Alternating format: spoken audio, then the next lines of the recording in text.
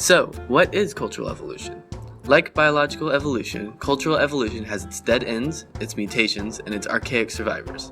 Rather than taking the form of genes, the unit of cultural evolution is the meme, which is basically an idea. These ideas compete and develop in our minds, clashing with each other in a way reflecting natural selection until the fittest idea comes out on top.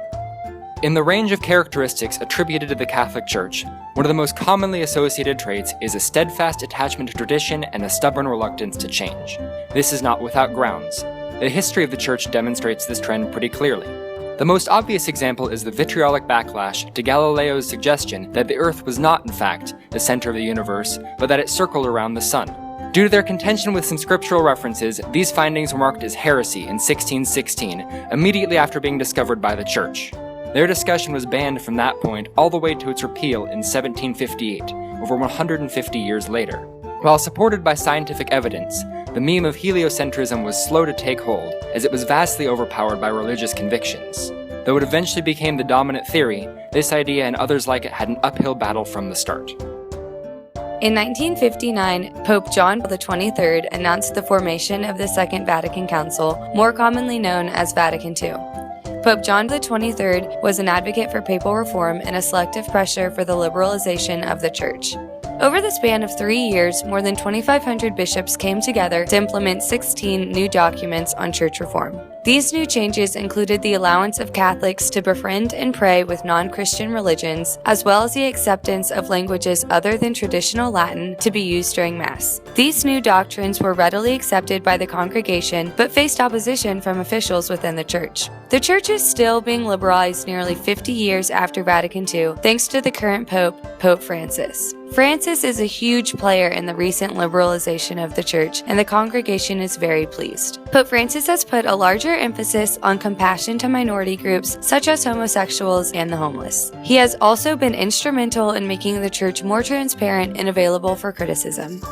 On November 29, 1964, the Catholic Church began perhaps the most radical change in the Church's history. Members of the Church noticed something was different immediately. Instead of remaining silent as the priests entered the chapel, the Church was prompted to sing in their own language. Before Vatican II, all prayers were spoken in Latin. After, the majority of prayers were spoken in the common language, and everyone was encouraged to participate.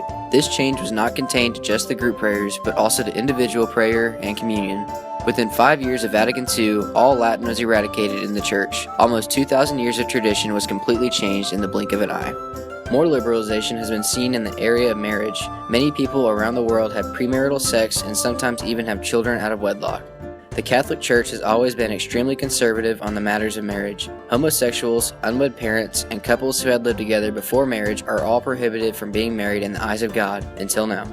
The liberal views that Pope Francis has brought to the Church have also affected marriage. Homosexuality is still forbidden, but the Pope himself married several couples recently, including people who had divorced, unwed parents, and couples who had already cohabitated. This demonstration has not gone without scrutiny, but it shows that the Church is beginning to liberalize on some topics. Both of these cultural memes have mutated drastically in the past half-century, opening doors to further evolutionary adaptation. From the trends we see in Catholicism, we can predict some upcoming shifts in their perspectives on certain social issues. The first and more likely of the two foreseeable changes would allow priests to marry a spouse. Within the Eastern Rite Catholic Church, it is already acceptable for married men to attain the rank of priesthood, though they cannot ascend higher in the clergy. This is the first step in a chain of change. Further away, yet far from impossible, would be the Church's acceptance and eventual willingness to marry same-sex couples. With the 2015 U.S. Supreme Court ruling on same-sex marriage and increasing acceptance within the Church community of same-sex couples, pressure for religions to accept these people increases.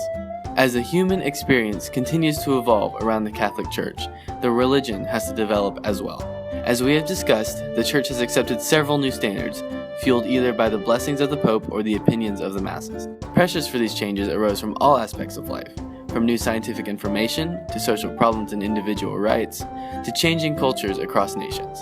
Of course, Catholic values exert their own pressure, but it is the reentrant interaction of these many intertwined memes which drives cultural evolution.